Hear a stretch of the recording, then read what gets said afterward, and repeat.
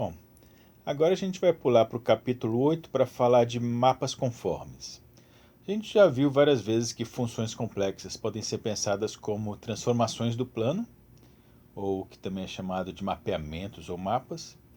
E aí algumas dessas transformações vão ter propriedades bem especiais, aí essas aí vão ser chamados mapas conformes ou transformações conformes. Ó, aqui ele dá uma introduçãozinha, mas a gente vai direto aqui para o que interessa. Bom, a definição de um mapa conforme, também chamado de biolomorfismo, embora mapa conforme seja mais comum, vai ser uma função entre duas regiões U e V do plano, e para ser um mapa conforme a gente vai querer que essa função seja holomorfa e bijetiva. Okay? Então ela tem que ter derivada e tem que ser injetiva e sobrejetiva. Pelo fato dela ser bijetiva, quer dizer que vai existir uma função inversa. Okay?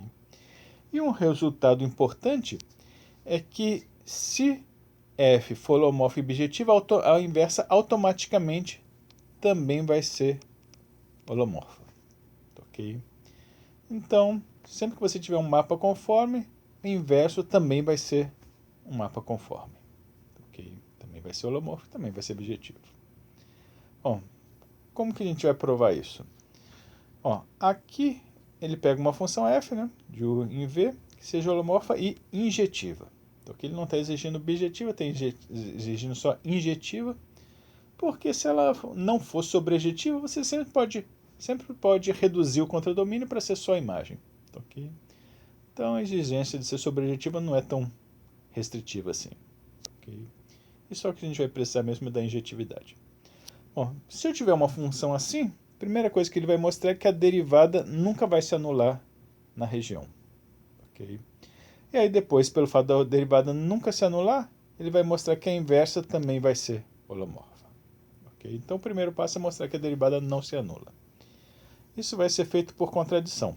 Okay? Então vou assumir que exista algum ponto z0 onde a derivada se anule. Okay? Bom, uma coisa que a gente já viu sobre zeros... Bom, se f é holomorfa, a derivada também é holomorfa. Né?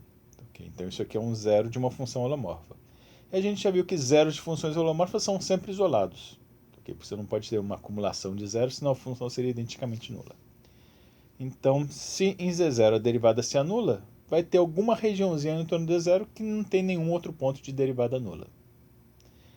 Bom, além disso, pelo fato da derivada em z0 se anular, a série de Taylor de f, que existe, né, já que f é holomorfa, vai ser o quê? Vai ser um f de z igual a um f de z0, que ele já jogou aqui para o lado esquerdo, igual às outras potências, só que pela fato da derivada primeira se anular, o termo de potência 1 vai desaparecer, vai ser zero.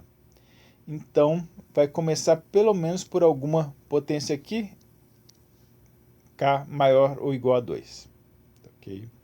Então, o k aqui seria a primeira potência que não se anular. E aí vai ter outras potências, k mais 1, k mais 2, etc. As outras potências ele chamou de uma função g de z. Okay? Onde essa função g de z, como vai começar pelo menos com a potência k mais 1, então ela vai tender a zero mais rápido do que aquele termozinho ali que era potência k. Okay? Pelo fato do g de z tender a zero mais rápido do que esse termo aqui, você consegue, em torno do z0, achar um círculozinho C, tal que dentro do círculo, aqui nessa região, o módulo de g seja menor do que o módulo daquele outro termo ali. Porque já que o g está indo para zero mais rápido.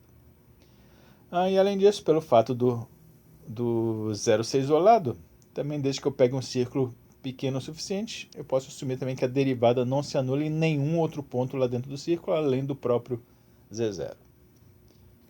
Bom, tá, e agora o que a gente vai fazer? Ó, esse termo aqui, tá, ok, vamos pegar, digamos que o k seja 2, tá, só para facilitar. Bom, esse termo aí, no z0 ele vai dar zero, né?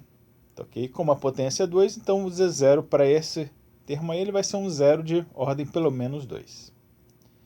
Bom, aí o que a gente vai fazer? Ele vai pegar esse termo aí e definir uma função f como sendo essa potência aí menos um w, onde o w vai ser um número complexo escolhido, de modo que ele seja pequeno o suficiente para acontecer o seguinte. Bom, esse termo aqui, certo? Tinha um zero duplo lá no Z0, né? Ok? Se eu pegar um w bem pequenininho, eu vou perturbar esse zero. Okay? Então, essa nova função aqui também vai ter zeros ali, desde que o w seja bem pequeno, os zeros vão estar bem pertinho do Z0. Não vou perturbar muito. Essa função vai continuar tendo zeros ali perto do Z0. E desde que eu escolha o w bem pequeno, eu posso assumir que os novos zeros também estejam ali dentro do círculozinho C que eu tinha antes. Ok? E além disso, eu posso, como eu já tinha que o módulo de G é menor do que o módulo disso aqui, se o w for bem pequeno também, isso aí não vai perturbar tanto essa função f, então ainda vou ter módulo de G menor do que o módulo de f dessa nova função f. Okay? Então a ideia é escolher um w pequeno o suficiente para acontecer isso. O módulo dessa função f continuar sendo maior do que o módulo do G e os novos zeros dela ainda continuarem dentro do mesmo círculo. Ok? Bom, e agora a gente vai fazer o quê? Bom, como eu falei, eu perturbei esses zeros aqui só um pouquinho, então continuo tendo pelo menos os dois zeros que eu já tinha antes. Okay? E como eu tenho essa desigualdade aqui, eu posso usar o teorema de Rocher, okay, para dizer que aqui ele pegou essa expressão aqui e subtraiu w dos dois lados. Né? Isso aqui ele chamou de f, e aí do lado esquerdo ficou isso aqui. Okay? Então, essa expressão aqui é f mais g. O g é menor do que o f. Então, pelo teorema de Rocher, essa função aqui, que é aquela ali, vai ter a mesma quantidade de zeros dentro do círculo que a função f tinha. Então, vai continuar tendo pelo menos dois zeros lá dentro do círculo. Bom, só que aí o que vai acontecer? Então, essa função aqui, dentro do círculo, vai ter pelo menos dois zeros. Tá joia? Só que lembra que são zeros contando multiplicidade. Então, poderia acontecer dos dois zeros serem um só, né? Ser um zero duplo. Só que em zeros duplos, a derivada primeira teria que se anular. E a gente escolheu o círculo de modo que a derivada não se anule lá dentro. Okay? Então, essa possibilidade aqui não existe. Eu não posso ter um zero duplo. Ok? Bom, só que se forem então dois zeros diferentes, então vai ser dois pontos diferentes, onde isso aqui, onde essa expressão aqui dá zero. Só que para isso aí dar zero, eu vou precisar ter f de z igual a f de z0 mais w. Isso aqui é simplesmente uma constante, um número qualquer.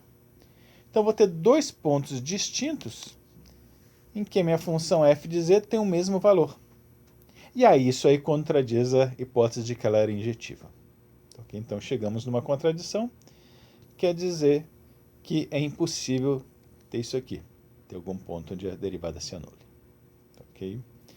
Bom, agora que a gente já provou que a derivada nunca se anula, para provar que a função inversa é holomorfa, ou seja, que ela tem derivada, aí é basicamente repetição do mesmo raciocínio usado em cálculo 1 para calcular a derivada de função inversa. Okay? Então, dê uma olhada aí, exatamente a mesma conta. No final, você chega na mesma forma. Aqui o g seria a função inversa, e aqui ele está provando que a derivada da função inversa é 1 sobre a derivada da função original composta com a inversa. Que é a mesma fórmula que tinha no cálculo real. E como a gente mostrou que o f' nunca se anula, então esse denominador nunca vai se anular, então essa derivada aqui vai existir. Okay? Então, a função inversa, o g, tem derivada também. Tá joia? Então pronto, está mostrado. Toda vez que você tiver uma função holomorfa e bijetiva, ou seja, um mapa conforme, a inversa também vai ser holomorfa. Isso permite que você dê uma outra definição alternativa de funções holomorfas. É que um mapa F vai ser holomorfo se existir um outro mapa no sentido contrário, que compondo se cancelem. Então, ou seja, tem uma inversa e que seja holomorfo. Quando acontecer isso, eu esqueci de falar, quando existir uma função entre duas regiões que seja uma polomorfa, a gente vai dizer que as duas regiões são conformalmente equivalentes. Okay? Nem todas par de regiões você consegue achar uma polomorfa entre elas, as que você conseguir vão ser equivalentes do ponto de vista conforme. Bom, vamos ver um exemplo. Aqui ele vai mostrar que o disco unitário aberto é conformalmente equivalente ao semiplano superior. Ou, mais especificamente, o conjunto de pontos onde o y, a parte imaginária, é estritamente maior do que zero. Ou seja, tudo acima do eixo x, mas não o próprio eixo x. Bom, e para isso, ele está dando aqui as funções que seriam os mapas conformes. Então, a função f, fzão, vai ser uma função do semiplano para o disco, o g supostamente é a função inversa. Okay? Então, a gente vai querer mostrar que realmente essas duas funções são inversas e que são holomorfas. Okay? Bom, como que ele vai mostrar isso? Bom, está aqui a definição da função, né? O fzão. Bom, essa função, obviamente, é holomorfa, exceto onde o denominador dá zero, que é no menos i, só que o menos i ficou lá embaixo, né? Então ficou fora do meu domínio, que é o semiplano superior. Então, no semiplano superior, essa função é holomorfa. E a primeira coisa que a gente vai fazer agora é mostrar que a imagem dela, a imagem do semiplano superior, por essa função f, vai cair toda lá dentro do disco. Okay? Bom, para mostrar que está dentro do disco unitário, basta eu mostrar que o módulo dessa imagem é menor do que 1. Bom, só que o módulo disso aí vai ser o quê? Módulo disso dividido pelo módulo daquilo. Módulo de I menos E é a distância de um ponto Z qualquer aqui até o I. Módulo de 1 mais E, a mesma coisa que módulo de Z menos I, seria a distância até o menos I. E para todo ponto lá em cima no semiplano superior, a distância até o I vai ser menor do que a distância até o menos I. Né? Okay? Então esse numerador vai ser menor que o denominador, quer dizer que esse módulo aí vai ser menor do que 1. Se esse módulo é menor do que 1, quer dizer que essa imagem vai estar lá dentro do disco unitário. Okay? Então já mostramos que a imagem vai cair lá dentro do disco unitário. Não sei se vai ser todo o disco unitário, mas pelo menos não vai cair ninguém para fora. Vai estar todo mundo lá dentro. Bom, agora ele vai olhar para a função g. Okay? Vai mostrar que a função g realmente mapeia o disco no semiplano superior. Então, para provar isso, ele vai pegar um ponto qualquer, w, aqui dentro. Okay? Se o w está ali dentro, quer dizer que o módulo dele é menor do que 1, escrevendo w com um u mais iv, isso significa que o quadrado mais v quadrado tem que ser menor do que 1, okay, se o w for u mais iv.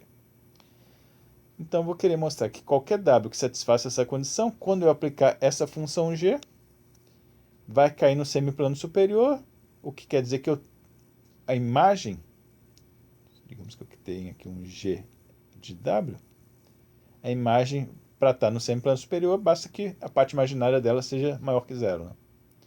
Então, vai fazer isso. Ele vai pegar esse w aqui, o mais iv, jogar nessa função gzão. Então, vai ficar isso aqui. Okay. Aliás, isso aí não, porque ele já deu... Ele já multiplicou aqui por i, já deixou o i de fora, na verdade. Peraí, deixa eu voltar aqui.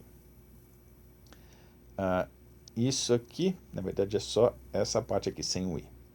Okay? E aí a ideia é que a parte imaginária do gzão, por causa daquele i ali, vai ser a parte real disso aqui, que é isso aqui. Okay? E aí isso aqui ele simplesmente deu uma simplificada, multiplicou pelo conjugado do denominador para simplificar, e no final, quando desenvolver isso, descobre que a parte real é isso aqui. Okay? Bom, esse denominador é uma soma de quadrados, é positiva. o numerador, como o quadrado mais v quadrado era menor do que 1, então isso aqui vai ser positivo também. Então isso aí vai dar uma coisa maior que zero, quer dizer que a imagem realmente está lá no semiplano superior. Bom, então já temos isso aí. O F mapeia lá dentro do disco, o G mapeia lá para o semiplano superior, ainda não sei se é tudo, mas se eu mostrar que as duas funções são inversas, então realmente a imagem vai dar tudo ali, né? Para mostrar que é inversa, basta fazer da maneira normal, né? Compõe uma com a outra, simplifica e vai mostrar que vai dar o próprio W. E depois faz a mesma coisa na outra ordem, depois se simplificar, fizer as contas, você vai ver que vai dar o próprio Z, então são funções inversas. Ok? Então, consegui. Aliás, espera aí, faltou falar que a G também é holomorfa, né? Okay? Porque o único ponto aqui que vai dar problema é o menos 1.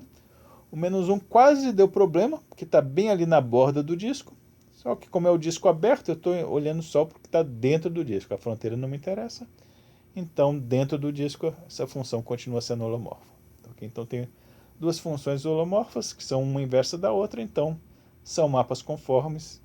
Então, o semiplano superior é conformalmente equivalente ao disco unitário aberto. Ok? Então, essa é a ideia básica. Outra coisa interessante de se fazer tudo bem, eu estou interessado só nos abertos, ok? Mas essas funções aí se estendem continuamente até a fronteira, a G, exceto ali no ponto menos 1, né, que ficou de fora. Vamos olhar também o que está acontecendo com as fronteiras. No caso aqui do semiplano superior, a fronteira é o próprio eixo X, aqui seria o círculo unitário, né? Okay? E o que a gente vai mostrar é que essa reta aqui, o eixo X, vai ser mapeada justamente aqui nessa fronteira. Okay? Exceto pelo menos 1. Só que, na verdade, o menos 1 também dá para pegar se eu incluir aqui na reta real, se eu incluir o ponto lá no infinito. O ponto no infinito seria justamente o que iria tapar ali o menos 1. Okay? Então, a reta real toda, incluindo o ponto do infinito, vai ser levada em todo o círculo unitário ali. Okay? Então, a fronteira de uma região, se eu incluir o infinito, vai ser levada em toda a fronteira da outra região. Para provar isso aí, ele fez o seguinte, pegou a F de novo, está aqui a F, só que agora é calculando só em cima do eixo X, o seu Z é um X real. E aí pega isso aí, multiplica pelo conjugado do denominador para simplificar, você chega nessa expressão aqui. Ok? E aí o eixo X, a melhor maneira de ver a imagem da fronteira é parametrizar a fronteira, e aí você aplica a função, você obtém uma parametrização da curva lá da imagem, e aí tenta identificar o que é. Então, a curva original, o eixo X, ele vai parametrizar, em termos de um parâmetro t, como x igual a tangente de t, com t entre menos π sobre 2 e π sobre 2. Okay? Porque com a tangente nesse intervalo, vai dar todos os valores de menos infinito a infinito também, né? Okay? Então, essa parametrização que vai parametrizar o eixo x todo. E aí, quando pegar x igual a tangente de t e jogar aqui, e usar essas identidades trigonométricas aqui, você descobre que o f de x vai virar simplesmente cosseno de 2t mais i seno de 2t, que é justamente exponencial de i 2t. Bom, só que a exponencial de i 2t vai dar sempre um ponto no círculo unitário. Como t vai de menos π sobre 2 a π sobre 2, e aqui eu tenho esse 2 aqui multiplicando, então vou ter de menos π a π, então vai dar uma volta completa no círculo, exceto o ponto menos 1 mesmo, porque aqui não inclui nem o π sobre 2, nem o menos π sobre 2. Né? Mas, como eu falei, se você incluir o ponto no infinito, quando o x for para infinito, toma o limite disso aqui, você vai ver que dá o menos 1 direitinho.